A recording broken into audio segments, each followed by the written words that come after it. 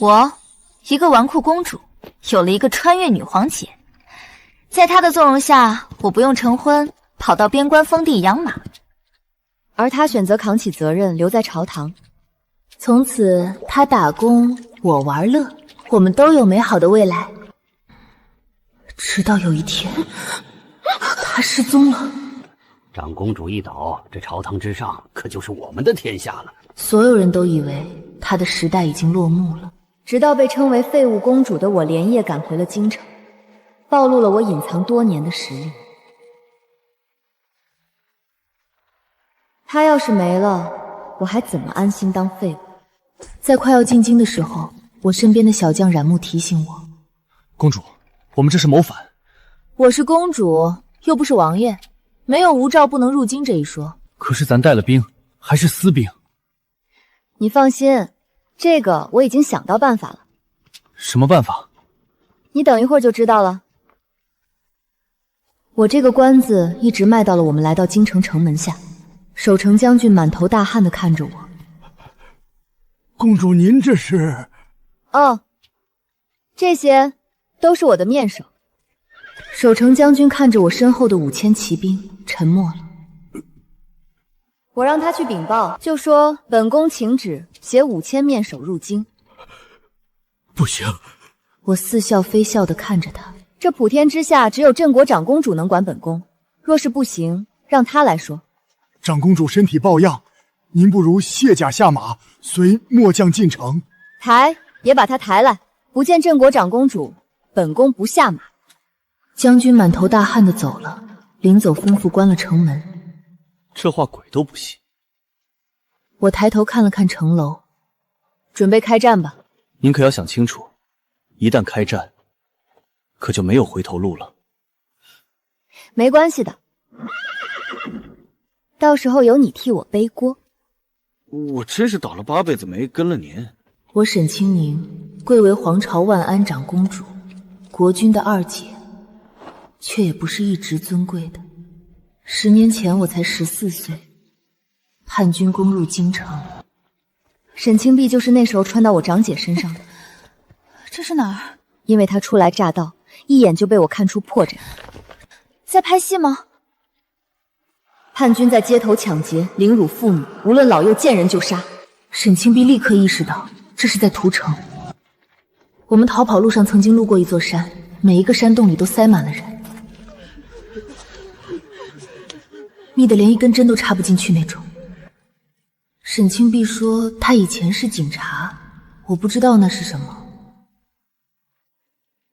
但我感觉得到她和这个时代的人不一样，责任这种东西刻在她的骨血里。众将士，随我杀回京城，诛灭叛贼，还我太平！被护送逃出城之后，也是他坚持反攻，最后命悬一线，终于平定叛乱。此后他就留在京城，扶持皇帝登基，重建京城。相比起他的丰功伟绩，我这个不学无术的二公主仿佛是个皇家残次品。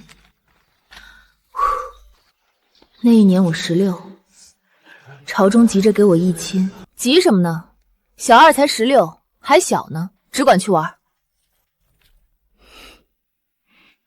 是他力排众议，让我直接前往封地。他给我打开了新世界的大门，让我这8年的每一天都过得很开心。直到半个月前，我收到他的信，他说他要成亲了，驸马选的是池柱国的大公子。于是我兴致勃勃地收拾东西，准备回京吃喜宴。结果人还在路上，又听说婚事取消了，长公主失踪了。眼看城门上瞬间站满了人，公社准备。城门大开，将领领兵而出。公主，属下最后提醒您一句，明哲保身才是正理。可是现在，我想起的是当年刚来的时候沈清碧的话，眼看生灵涂炭，若无力就算了，手上既然有兵，那肯定是要一战的。不管沈清碧是死是活，我要亲眼看到。我真是被你骗昏了。我没有下令攻打城门，既然不让我带面首进城，我就掉了头。京城城防最近的是京西大营，驻军2万，以车阵步兵为主。而我这次带来的都是拼杀型骑兵，连夜奇袭京西大营。5000战2万，不过1夜。天明，冉木把在帐中睡觉的我叫了起来。公主，京西营破。京西营一夜之间失去战斗力。我坐在原本的京西营主帐，搓了搓脸，喝了一杯热茶，望着被五花大绑跪在帐中的京西主将，笑了。天可真冷，江将军，您说是不是？他冲我吹胡子瞪眼，又看向旁边的冉木，很是忌惮。二公主，您这是谋反！怎么算谋反？是他们不让我携面首进城，我又舍不得他们，只好来您这里凑合凑合了。他不可置信地看着冉木，这是面首！冉木背过脸，哪有这种好事？我不理他。有我长姐的消息吗？末将人在城外，不知。看来江将军忘性大，忘了当初是谁帮你家平冤救你性命，给你前途的了。江将军脸上露出狼狈的神色。二公主，末将是人微言简啊！我扭头瞥了冉木一眼。公主，此人忘恩负义，该杀。江将军就老实了，给我讲了一个很扯的故事。这些年，长公主渐渐示威。示威？哼，好一出忘恩负义。前阵子，她看上了池柱国家的大公子池渊，却不想太后的侄女家书郡主和池渊早有情谊，两人在宫中起了争执。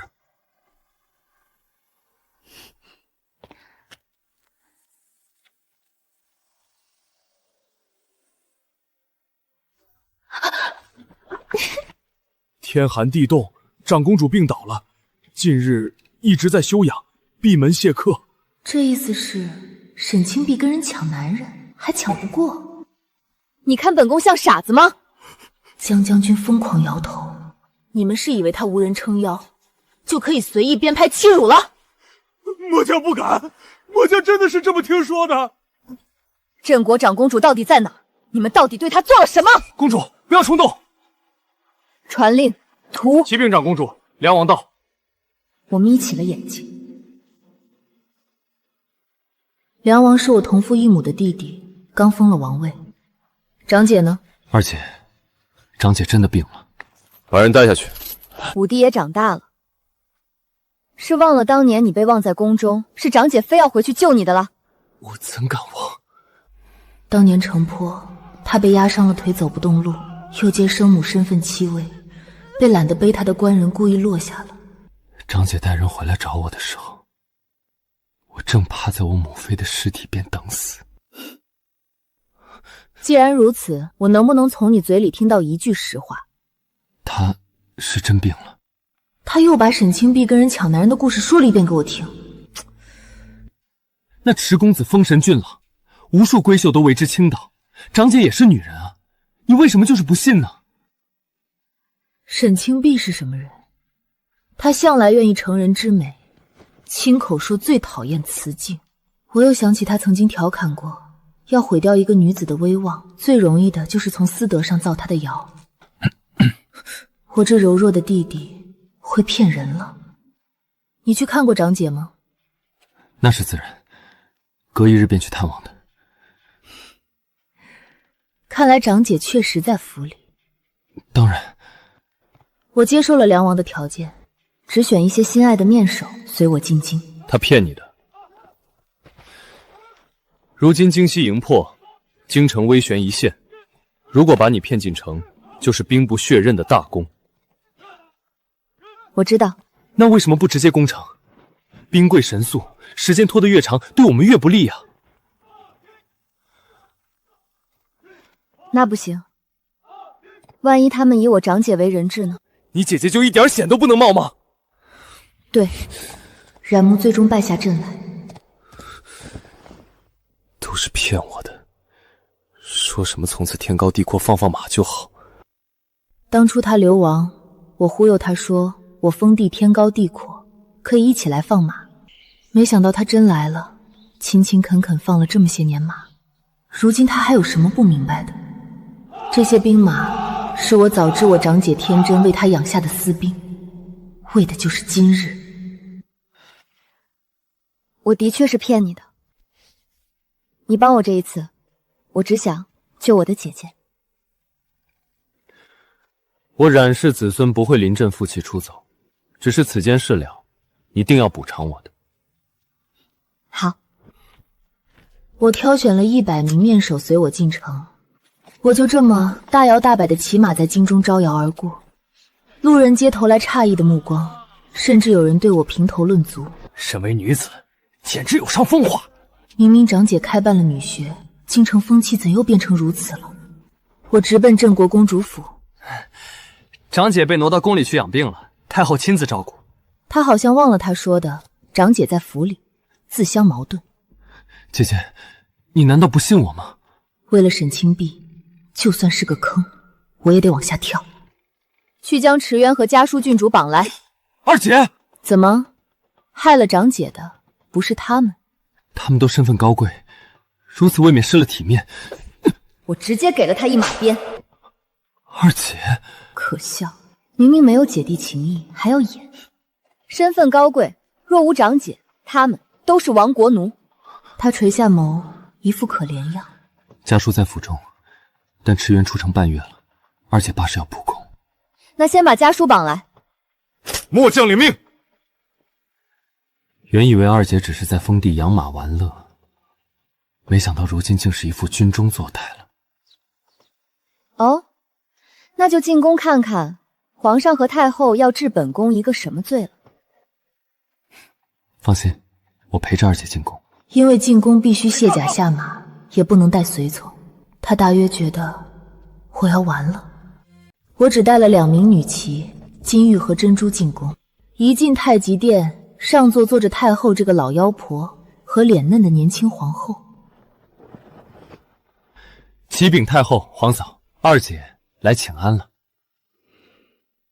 我是不可能行礼的。青宁，你弟弟的脸是你打的。太后息怒，先前和二姐之间有些误会在，但二姐已经进宫了，有什么误会尽快说开了就好了。好孩子，你受委屈了。儿臣不委屈。怎么？要不我先撤，让你们再演一会儿？胡闹！你看看你像什么样子？这般年纪不选驸马，竟带了足足5000个面首回京，这是真的吗？当然是假的，那些是儿臣带的私兵。荒谬！你能整顿出什么私兵？你不知道丑，哀家却还得给你遮掩着点儿。你手下的那个冉木是前朝冉氏后裔，再怎么英俊，你也不能贪。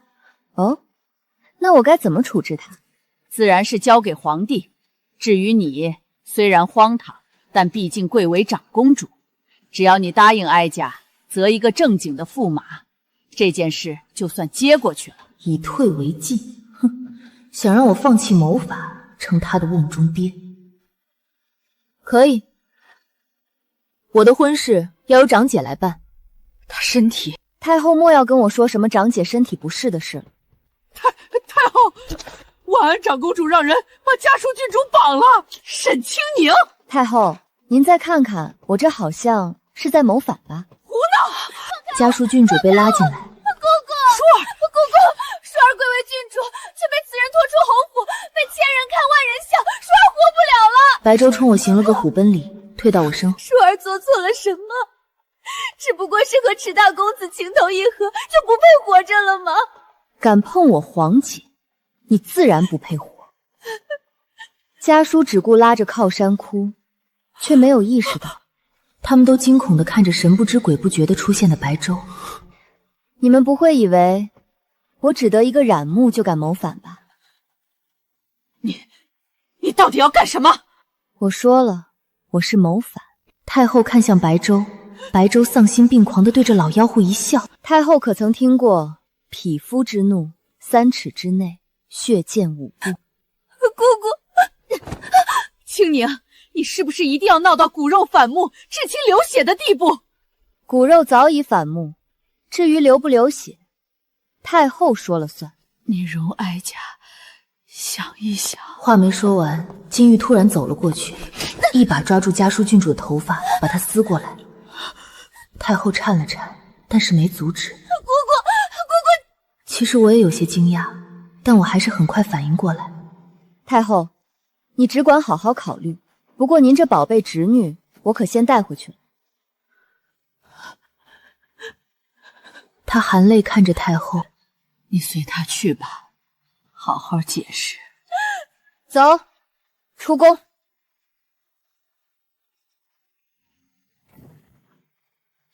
主上，长公主还活着，你有把握？属下有。其实现在沈清碧消息未明，我也不想贸然开战。进城之前我就给金玉下过令，她果然做到了。属下把人带走时，太后丝毫不慌张。这女子代表了她母家的体面，她不可能不顾。爹，救命啊！我扭头一看，太后的兄长钟永侯一身绯色官服，带着2个下属，正远远地站着看向身边。金玉，你看他敢过来吗？爹，我在这儿啊！金玉皱眉走上前去。钟永侯终究是按耐不住，不顾阻拦冲了过来。公主，你欺人太甚！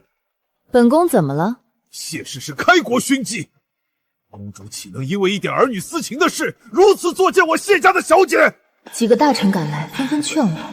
长公主手下留情，郡主毕竟也是皇亲，何至于此啊？是啊，这其中或许也有些误会。哦，原来谢家的女儿如此珍贵，却可以在战乱时乱丢。回想起在战乱中，他一脚把正妻踹下马车，女儿哭着追出去，可他并没有等，而是仓皇逃离。给各位介绍一下，我这位属下是陈俊严氏小姐的女儿。胡言乱语！话一出口，他就知道自己完了，因为我并未说是哪位严氏小姐。围观者多是人精，哪里有不明白的？我等了许久，钟永侯竟也一声不吭。侯爷，你的女儿，本宫可就先带回去了。走，去公主府。他们在一点一点摸我的底细，我自然也要一点一点透给他们。珍珠，去查，若有可疑者，严刑拷打，生死不拘。是。珍珠出身我封地的仵作世家，天赋异禀。不管沈清碧何时失踪，公主府总归是才收拾的，行事匆忙必有纰漏。珍珠心细，应该能找到蛛丝马迹。家书郡主如何处置？本宫从边关花寨把你救下，又苦心栽培这么多年，再不远千里带你上京。如今你终于走到了你仇人面前，你却问本宫要章程。属下明白了，给本宫要的东西，讨回本该属于你的公道。是。公主，长公主在半个月前进宫后再没回来，一直传的就是在宫中养病。府里的老人陆续被带走了几批，但昨晚动了兵诏，余下内院伺候的人也被带走。现在府里的管家是宫里的太监和女官假冒的。至于池渊，长公主确实选了他做驸马，还是沈清碧跟人抢男人的故事。珍珠手里拿着一幅画像，徐徐展开给我看，果然有引人治果淫徒之貌。画上正是京城第一美男子池渊。你们这般小心做什么？长公主掌权多年，根基深厚，怕是中了美男计。池渊的父亲池科出身寒门，在叛乱中立了大功，沈清碧一路提携。可沈清碧失踪，他至今一言不发，看来他早就出卖了沈清碧。他这祸水一般的儿子是祸根，该是受他指派。他正当青春，看上各俩男人又何妨？怎么输的不重要，重要的是输不输得起。掘地3尺也要将池渊给我找出来。是。沈清碧啊，沈清碧，你到底被多少人背叛？本朝3年一科考，无数的考卷被送入长公主府，一方面体察民情，一方面不拘一格降人才，10年如一日。沈清碧忙成这样，还有时间被男人骗吗？是夜，我正在书房织鹅假寐。主上，我猛地从半梦半醒中惊醒，直起了身子。通北营来援，城外开战，北府禁军围了公主府。来了。冉木被人攻打，我们被人围困，这是我意料之中的一波试探。如今禁军围府，只等城外战报。等明日一早城外战胜，他们就会冲入府中将我生擒。若是久战不下，我便是人质。是时候送上我的回应了。敢打我，我自然要打回去。准备迎客。弓弩手，开门。万安长公主，如今禁军全军出动，你还不命你的男宠速速撤退？他以为1万禁军是他的强大后盾，却没想到他自己是只硕大的出头鸟。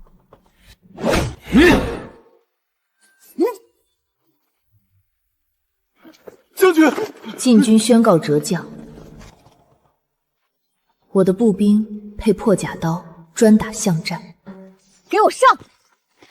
那一夜，京城家家户户大门紧闭，终于恢复了平静。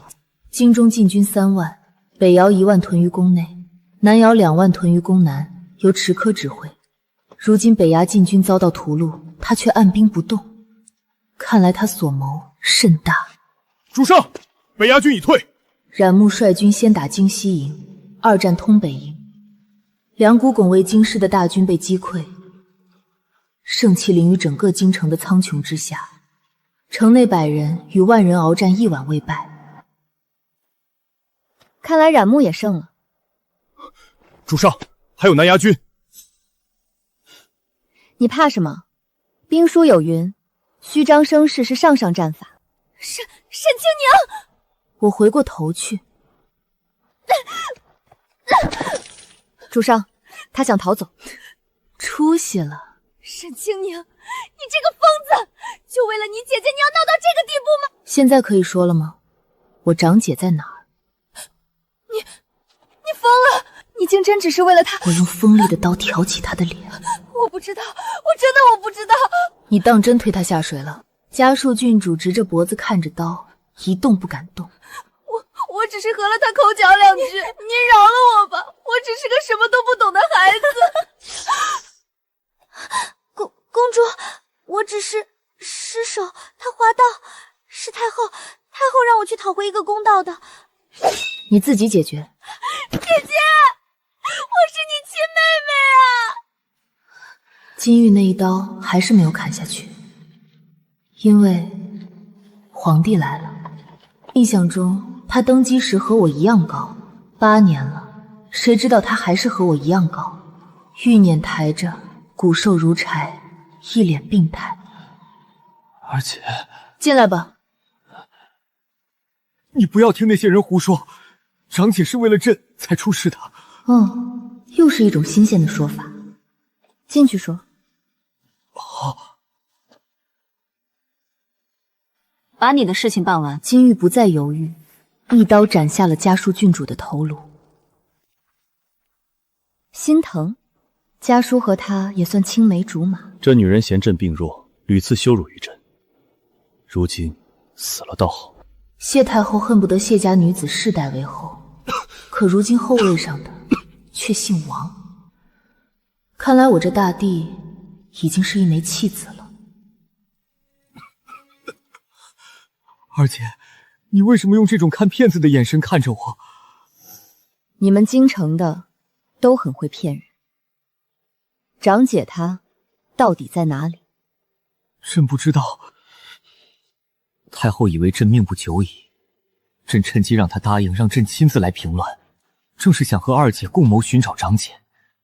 长姐的下落，二姐，他认为沈清碧今日的结局是政变的结果。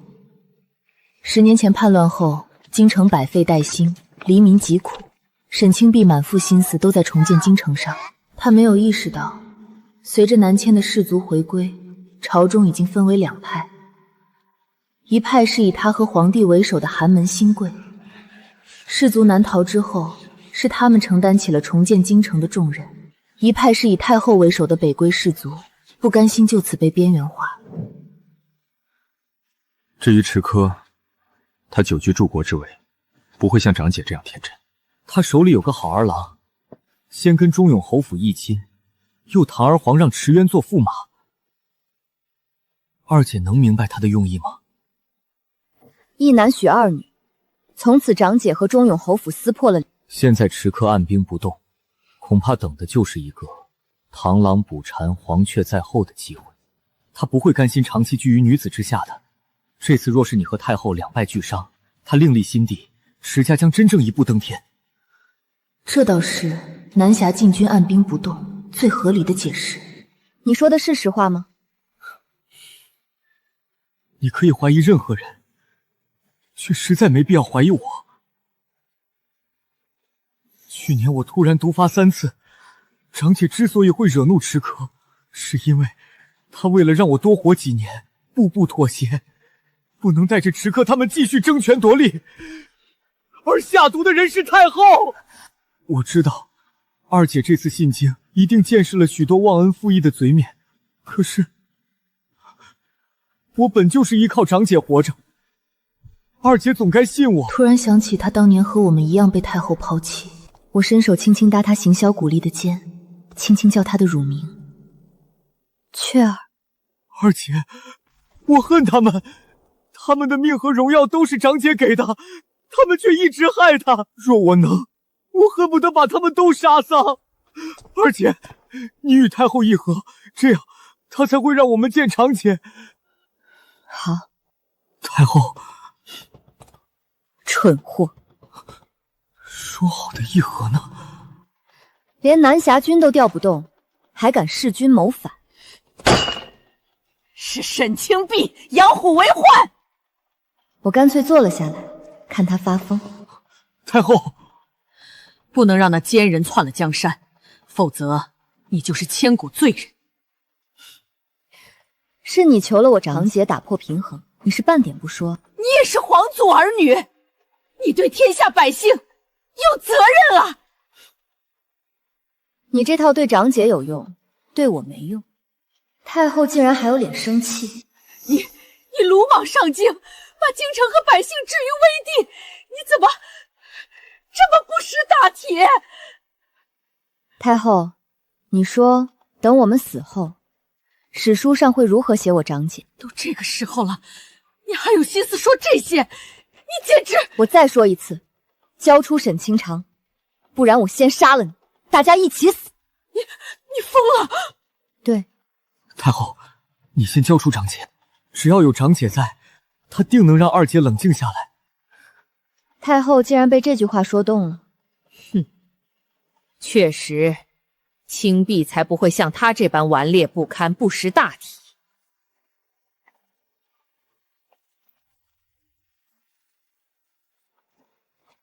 地下室污浊的气息传来。宁宁，你怎么亲亲了？还不是因为你不中用。你当真病了？无事，其他都见好了，只有这咳疾久久不愈。过去的事儿就过去了，如今怎么应对眼前的大难才是最要紧的。宁宁，你为何一身戎装？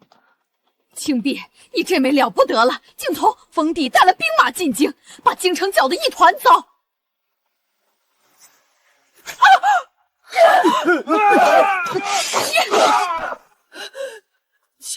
求哀家！太后，黄泉路上，你先走吧。去！长姐，他毁了我，杀了他，快杀了他！沈清碧被囚禁半月，完全搞不清楚是什么情况。二姐，我们相携出了地下室。南亚军围攻了。疯子！我有什么办法？反正要死，也要仇人先死在我前面。我气得还要打，被沈清碧拦住。罢了，这时候还内讧什么？沈清碧，你瞧见了，我们沈家没一个好种。二姐若是早日与我互通，又岂会沦落到如今这个被动的局面？你消息倒是灵通，却都是事后诸葛，有什么鬼用？说到底，你就是不信我。你又岂信我？好啦，好啦。和皇帝一脸安逸的等死不同，沈清碧和我都不想放弃。你说那个冉木，连破京西，通北营，是，得想办法放他进城。沈清碧面色晦暗不定，陷入沉吟。怎么放？我们无兵可用，我们还有百姓。沈清碧，你已经被背叛成筛子了，威信还在吗？宁宁，你总问我那个时代是什么样子。之前他跟我说平等，我不信的。不公在哪里都存在，但我们反抗，并且歌颂反抗，商定好计策。我把柔弱的皇后等一系列宫人全都塞进了老妖婆那个地下密室里，然后把沈清碧藏在高大的白舟的披风里，让白舟护送他杀出重围。皇上，快放了皇上！池柱国，池柱国，有没有一点用？皇兄，你别怕，我们这就来救你。有了他当出头马，南衙三军瞬间应声而动。出击！二姐，二姐，你若是害怕，就闭上眼睛。杀！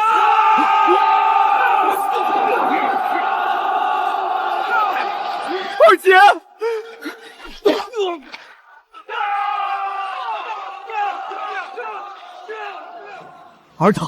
尔等竟敢谋反！池柯这老狐狸没吭声。万安长公主造反，挟持先帝，先帝崩于军乱。早知道进城就该杀了你，可惜你没有，二姐。我只是比你心狠一点点。你这个皇帝一点用都没有。二姐，朕这一生就是个笑话，这一次你一定让朕先死。朕要这些人亲手弑君，也不能昧遗臭万年。除非你把这些人都杀光，否则他们都是目睹你们弑君的证人。这话倒是有一点用。是你毒杀了父皇，篡改遗诏，罪不容诛。别听他的，先帝是死于永安长公主病乱。两王小心，永安长公主事已至此，何苦还要负隅顽抗？总不能叫本宫和皇帝都引颈就读吧？就算为了京城百姓，也该放下兵器。百姓在此，公主，属下救驾来迟，你们逃不了。不愿被奴役的百姓们，昔日奋勇杀敌、保卫京都的是你们，开垦荒田、重建家园的是你们。如今他们归来，倾占功劳田地，还妄想篡改史书，战乱时弃城逃走之辈，如今要窃夺江山。诸位，我郑国长公主沈清碧在此，有谁愿随我一战？你这姐姐能让百姓冲开城门，还能喊动全城百姓应战。池柯之流都是沽名钓誉之辈，自以为老谋深算，却在万民的呼声中被害破了胆。池柯、钟永侯被生擒，梁王不死心，还想弑君，被人斩杀。主上，钟永侯和池柯斩了。多谢主上大恩。你又何必谢本宫？若是没有这场战乱，属下的母亲会永远冤死，不得性命。那是你娘生了个好女儿。属下想去长公主的学堂做舞狮子。好。几日不见，陛下好像吃胖了一点，可是回春了。已经毒入肺腑，再苟延残喘几年吧。不过长姐说，岁月不在长短，只要心安就万安。万安是我的封号。可是长姐助朕。算了，不跟你一个病痨子计较。说完，我想去找我阿姐。二姐，你以后有什么打算？回封地去吗？此番兵乱，巩会京师的军队被冲得七零八落，我自然要为长姐重建城防再走。那个冉木，二姐作何安排？他可能已经跑了。二姐，他没跑，刚才他进宫了。我定睛一看，这不是京城第一美男子池渊吗？冉木消失这几天，捉他去了。宁宁，你来的正好。怎么了？属下把长公主的驸马捉回来了。这不是本宫的驸马，做个面首也行。您瞧，这颜色极好。本宫说了，他是罪臣之子。长公主，臣是无辜的。长公主若是不喜欢这个，属下再去给您捉几个让您挑选。你什么毛病？我长姐的事什么时候轮得到你管？可是，滚！骗子！快把他押入大牢！池柯私下和中永侯府暗通垮去之事，我是真的不知，不然岂愿意陷入这种纷争？宁宁，你骗人家什么了？冉将军对你怨气为何这样大？冉将军是何等英雄儿郎，你该对人家赤诚以待才是。哦，我找了半天，才在明月高悬时找到在屋顶上喝酒的冉木。你说你去捉那玩意儿干啥？给我长姐添堵。行，不提我长姐了。沈清宁，其实我一早就知道你骗我。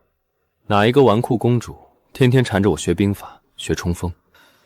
这次是我对不起你，害你差点和我一起死在京城。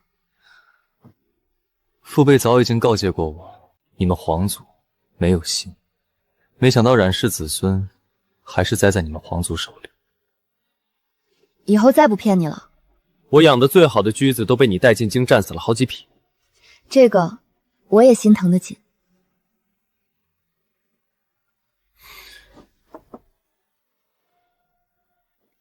重新养过。好啊，这样你的冉氏兵法这么好，也不该埋没，不如传授于诸将。等京城安定，我们就回封地去牧马，必得帮长姐重建城防。好。什么？陪你重建京城城防，然后你带我回去牧马。你放心，这个马是必须放的。我再跟长姐讨一块封地，以后漫山遍野都是咱的马。